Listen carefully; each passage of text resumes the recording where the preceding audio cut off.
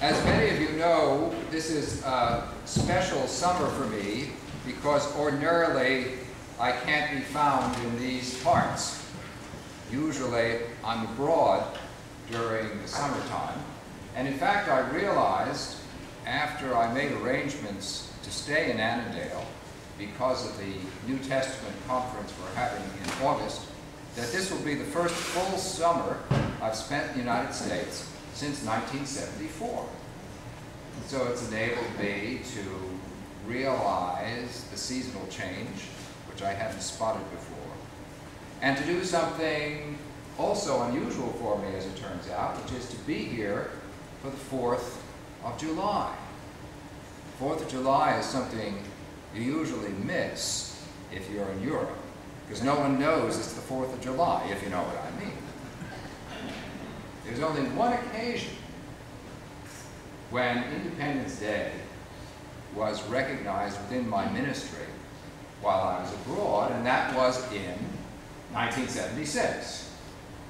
The fact that the bicentennial helped the Church of St. Mary the Virgin in Cambridge to say, oh, maybe we should observe July the 4th, especially because look at what we have at the back of our church. It is a memorial to the vicar, the equivalent of the rector, who was the great uncle of George Washington, Godfrey Washington. Interesting side note, his coat of arms is there too.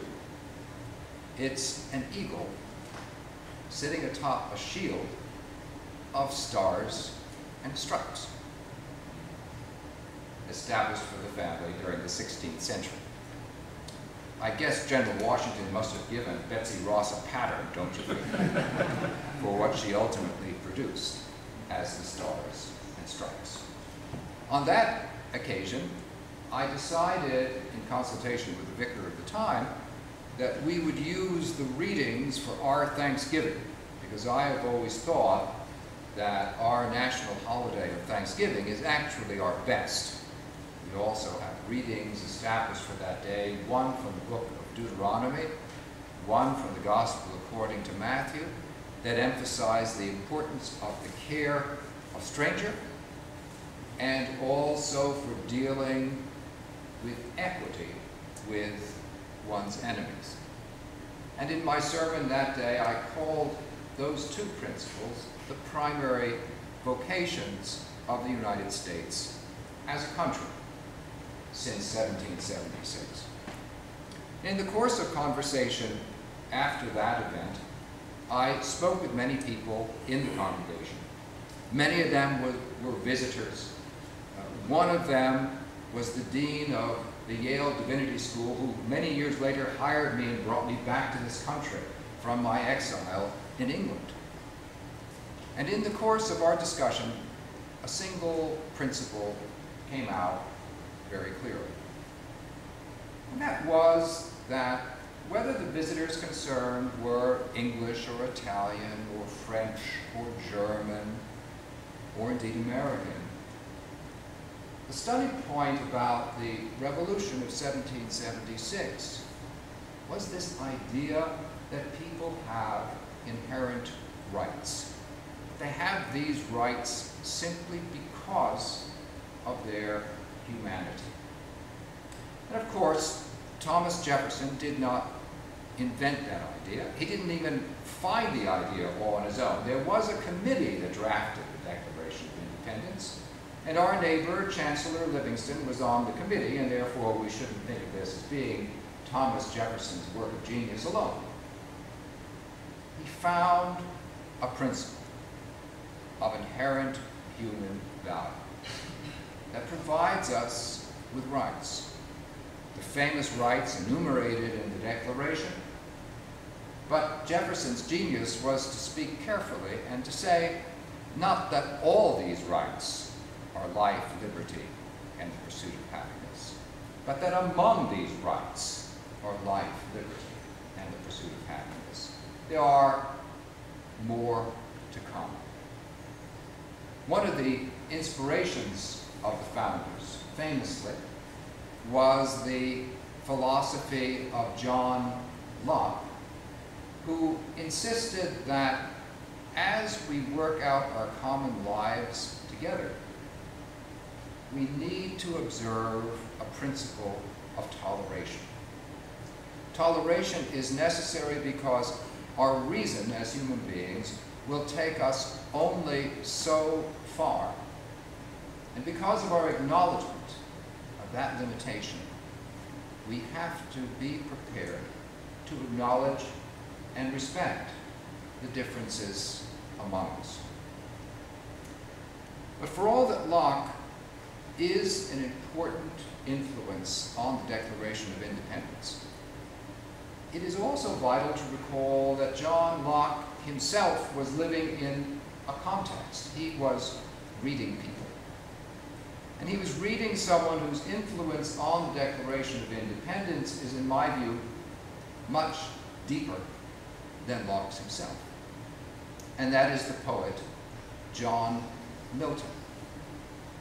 Milton established a principle while he was working not as a poet, but in his day job, which was as a propagandist for Oliver Cromwell during the Civil War. And one of his tracts was to insist upon the principle that human beings should be allowed to make their own choices in terms of religion. That there should be no compulsion on any human being to join a particular state religion. And of course, this was not only a vital principle of the English Civil War, but it finally found itself enshrined within our Bill of Rights.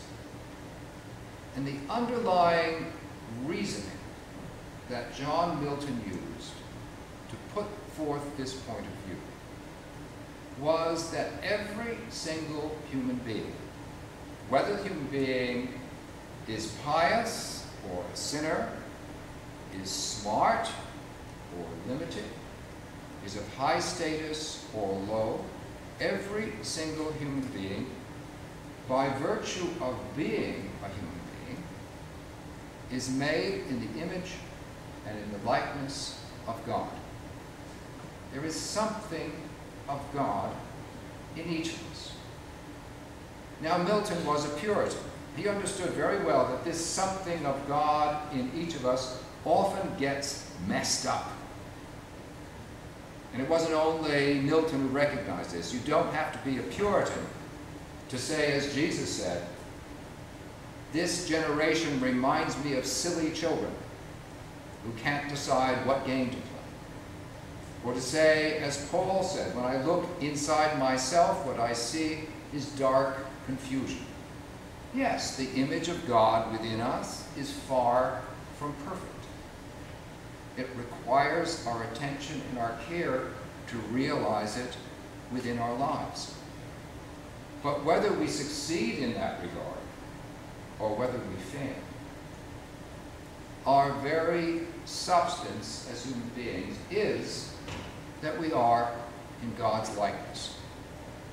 And because there is that element of the divine within us, rights belong to human beings as human beings. They don't need to be Americans. They don't need to be citizens of particular states. By recognizing the divinity of another human being, we acknowledge our own. We take possession better of what is basically ours. The great gift of God to all of us is that we can work out our relationship with one another on the basis of liberty. Whatever we may individually think of the whole question of God and everything related to theology, that underlying respect that we understand we owe to one another simply because we are people, derives to our benefit simply by remembering that we have been endowed by a Creator. And that creation makes us free. Now to God, Father, Son, and Holy Spirit, be ascribed as is most justly due, all might, majesty, dominion, and power, this day and forevermore.